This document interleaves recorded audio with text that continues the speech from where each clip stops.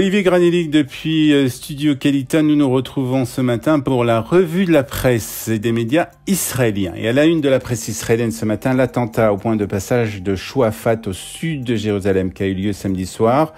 Les quotidiens israéliens rendent un dernier hommage à la garde des frontières, Noa Lazar, 18 ans, qui a été tuée dans cet acte terroriste.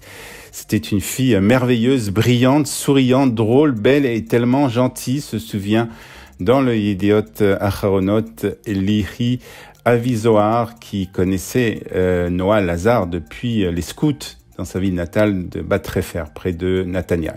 Ou mon petit trésor, je n'arrive pas à croire que tu m'aies laissé comme ça, écrit aussi une de ses camarades dans le même quotidien. Les grands-parents de Noa étaient en vacances en Italie quand cette tragédie s'est passée et la famille a décidé de les attendre pour les funérailles. C'est la raison pour laquelle l'enterrement a eu lieu hier soir.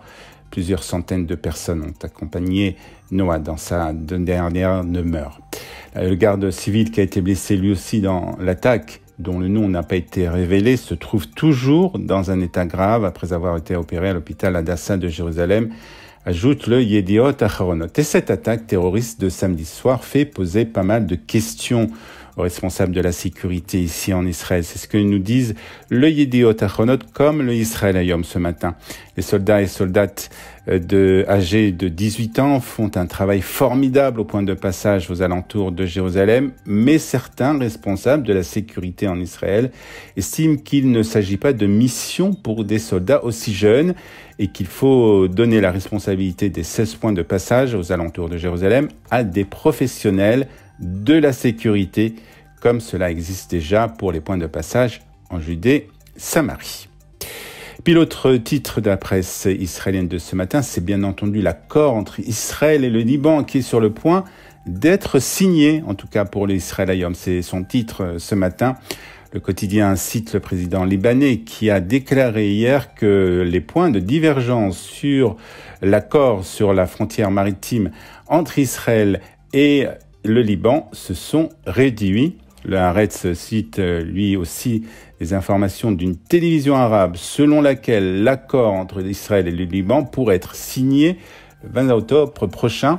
On s'attend à ce que l'accord soit officiellement signé le 20 octobre dans la région de Rosh Hanikra, à la frontière entre les deux pays, ont affirmé ces mêmes sources. Sources rapportées ce matin par le journal Haaretz. Et puis des sources informées aussi, des détails ont déclaré sur le site internet arabe Atayar, affilié au président libanais, que le projet final serait acceptable pour le gouvernement de Beyrouth et que leur évaluation serait également acceptée par le gouvernement israélien. Pour le moment, en tout cas, Jérusalem n'a pas réagi à ces informations. La guerre en Ukraine est toujours à la une de la presse israélienne et tient une place importante dans les quotidiens de ce matin, particulièrement après les bombardements russes contre des civils ukrainiens. Hier, le Premier ministre Yair Lapid a vivement condamné les attaques russes en Ukraine. Je condamne fermement les attaques russes, a écrit le Premier ministre sur son compte Twitter, rapporte ce matin le Maariv, ce qui fait dire au commentateur du Yediot Aharonot, Sever Plutzker, qu'Israël doit changer de ton envers Moscou.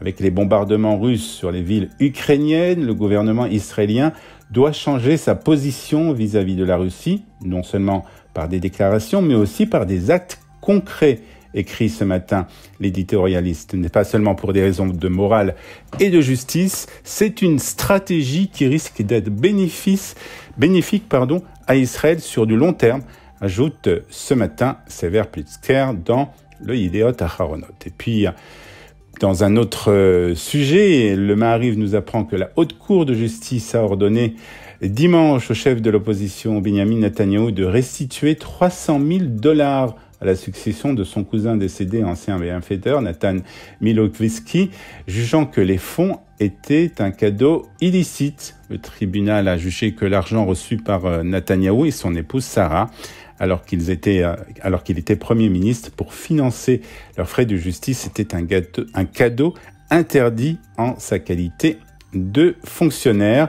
Les juges ont estimé que bien que les deux hommes soient cousins, les intérêts commerciaux étaient un facteur plus important et que l'argent allait bien au-delà de ce qui était acceptable, comme cadeau de routine entre membres d'une même famille.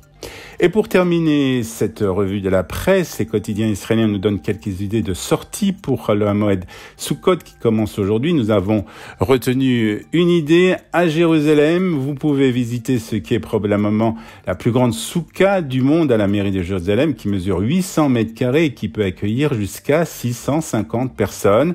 Des concerts, des jeux, des activités pour les enfants et des ateliers sont organisés pendant toute la semaine de Sukkot par la municipalité. Et puis parmi les artistes qui s'y produiront, Kobi Aflalo, le groupe de Shalva, Aaron Razel, Lior Hamedi et d'autres. Et puis ceux qui veulent saluer le maire de Jérusalem, Moshe Lyon, ils pourront le faire le 11 octobre de 16h à 18h. Et puis c'est dans cette même soukha de la mairie de Jérusalem que se tiendra la traditionnelle veillée de Hoshana Rabbah samedi soir, organisée par le CNEF à partir de 22h. Pour plus de renseignements, rendez-vous sur le site du CNEF. Chag Sameach depuis Jérusalem.